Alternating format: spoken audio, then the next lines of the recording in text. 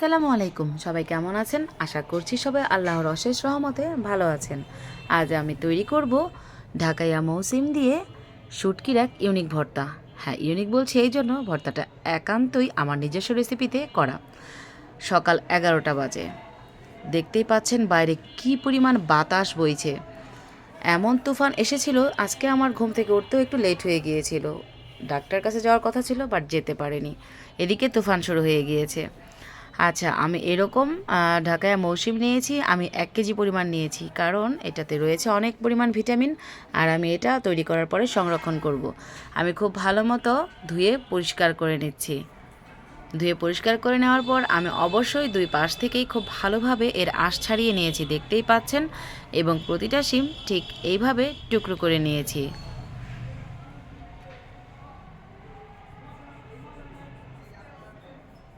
অবশ্যই খুব ভালো মতো ধুয়ে পরিষ্কার করে নেবেন। এরপর আমি নিয়েছি চান্দা মাছের শুটকি, নিয়েছি পেঁয়াজ কুচি, নিয়েছি রসুন কুচি, কাঁচামরিচ এবং শুকনো মরিচ। আমি আমার পছন্দ মতো নিয়েছি সরিষার তেল। আপনারা আপনাদের পছন্দ মতো সব কিছু কমিয়ে বাড়িয়ে নিতে পারেন। আমি একটি প্যানে পানি বসিয়েছি এবং তাতে দিয়ে দিলাম কেটে রাখা মৌসিমগুলো। আমি ভালোভাবে সেদ্ধ করে নেব। আমি এখন ঢেকে দিচ্ছি।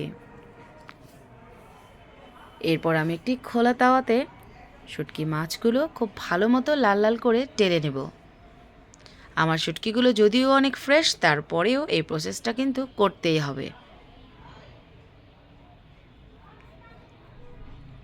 এদিকে আমার শিমগুলোতেও বলক চলে এসছে আর শুটকিগুলো লাল লাল করে ভাজা হয়ে গিয়েছে। এখন আমি ঠান্ডা পানি দিয়ে খুব ভালো মতো ধুয়ে পরিষ্কার করে নেব। চান্দা মাছে কিন্তু অনেক কাঁটা থাকে। আমি আমার জীবনের প্রথমবার এই শুটকি মাছের ভর্তা তৈরি করছি। একটু কষ্ট হচ্ছিল, তারপরেও আমি হার মানিনি, তৈরি করেছি। আমার বাচ্চারাও কিন্তু পছন্দ করেছিল। এরপর আমি একটি ঝাঁঝরিতে নামিয়ে রাখছি, একটু ঠান্ডা হতে দিচ্ছি। তারপর আমি খুব ভালো মতো এর ভেতরে আমরা যেমন স্টিকার কিনে আনার পরে যেমন স্টিকারের ভেতরের সাইডটা খুলে ফেলি, ঠিক ওইভাবেই খুলে নিয়েছি।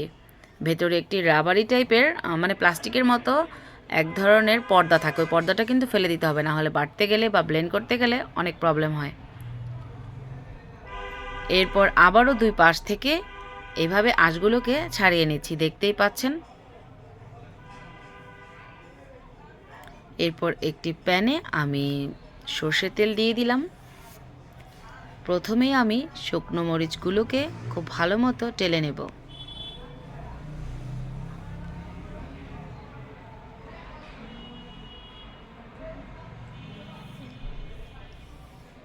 খুব সুন্দরভাবে ভেজে নেওয়ার পর আমি একটি পাশে সরিয়ে রাখছি।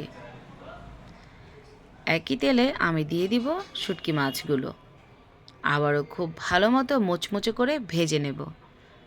মুচমুচে করে ভাজার কারণ হচ্ছে যখন এটা আমি পাটায় পিষে ভর্তাটা করতে যাব খুব সহজেই মিহি হয়ে যাবে।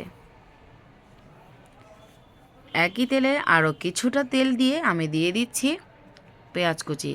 আমি কিন্তু সম্পূর্ণ ভর্তাটা সর্ষের তেল দিয়েই করছি। দিয়ে দিচ্ছি রসুন কুচি, নেড়ে চেড়ে খুব ভালো মতো ভেজে নেব।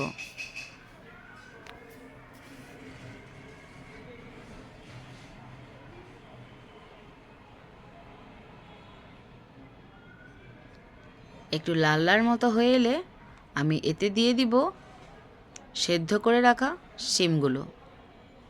দিয়ে দিচ্ছি স্বাদ মতো লবণ। আমার কিন্তু পাটায় পেশার পরে লবণ আরও লেগেছিল, আপনারাও কিন্তু সেভাবে বুঝেই লবণটা দেবেন।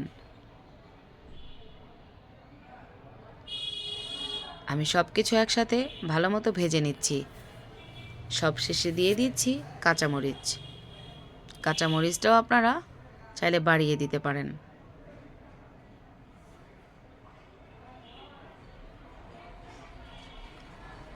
এরপর চলে যাচ্ছি পাটায়। শিলপাটায় আমি প্রথমেই গুঁড়ো করে নিব শুকনো মরিচগুলো, একটু লবণ দিয়ে ভালো মতো বেটে নিচ্ছি।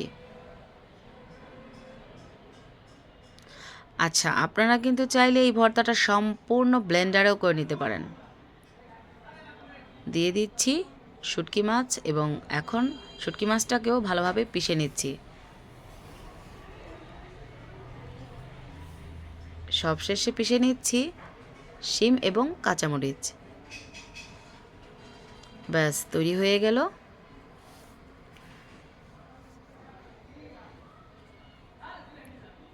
এই হচ্ছে আমার ভর্তার ফাইনাল লুক। খুব ভালো হয়েছিল খেতে। এই ধরনের ভর্তা আসলে আমাদের বাচ্চাদের যদি করে না খাওয়ানো হয় তারা কিন্তু খাওয়াটা শিখবে না। আর আজকে কিন্তু কোনো কিচ্ছু সাথে সাইড ডিশ হিসেবে ছিল না, জাস্ট এই ভর্তা দিয়েই সবাই ভাত খেয়ে নিয়েছিল এবং তাদের কিন্তু কোনো অভিযোগও ছিল না। আলহামদুলিল্লাহ, দেখতেই পাচ্ছেন একদম শেষ অবধি ভর্তাই চলে গিয়েছে। এরপর 1 কেজি শিমের ভর্তা কিন্তু অনেকটা হয়েছিল। আমি বেশ খানিকটা ভর্তা আমি ফ্রোজেন করে রাখছি এয়ারটাইট বক্সে। এই বক্সগুলো কিন্তু আপনারা আরএফএল বা বেঙ্গলে কিনতে পেয়ে যাবেন। আমার রেসিপি যদি ভালো লেগে থাকে অবশ্যই সাবস্ক্রাইব করবেন, আমার জন্য দোয়া করবেন, কমেন্ট করবেন। আসসালামু আলাইকুম।